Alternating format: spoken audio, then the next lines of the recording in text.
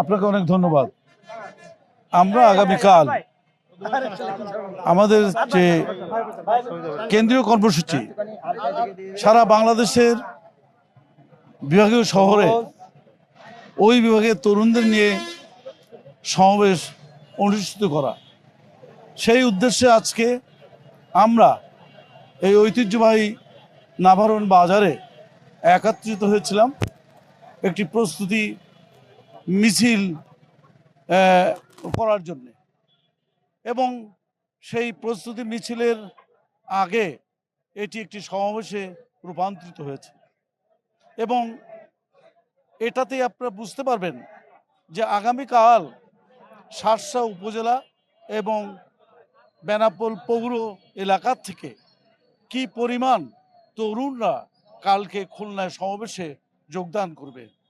আমি একটি কথাই বলতে চাই, আজকের বাংলাদেশে মনে হচ্ছে কিছু সংখ্যক তরুণরা সমাবেশের মধ্য দিয়ে প্রমাণ করতে চাইছে যে তারাই বোধহয় একমাত্র তরুণ। কিন্তু সত্য কথা হলো বিএনপি একটি বৃহৎ দল।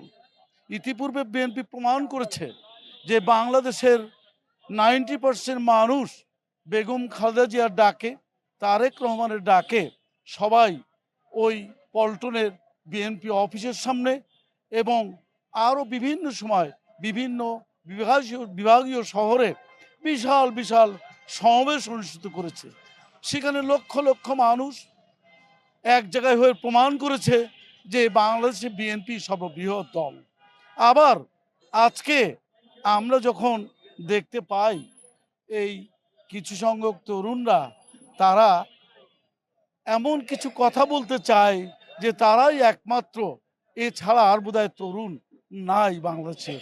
কিন্তু এটা সত্য যে বাংলাদেশের লক্ষ লক্ষ তরুণ আজকে চট্টগ্রামের পোলো গ্রাউন্ডে জমায়েত হয়ে প্রমাণ করেছে যে এদেশের 90% তরুণ হচ্ছে জাতীয়তাবাদী দলের পক্ষে এবং আগামীকালও প্রমাণ করবে বরিশাল বিভাগের তরুণ এবং খুলনা বিভাগের তরুণরা জমায়েত হয়ে যে বাংলাদেশে এই 80% 90% তরুণই হচ্ছে তারেক রহমানের পক্ষে, বেগম জিয়ার পক্ষে এবং জাতীয়তাবাদী দলের পক্ষে।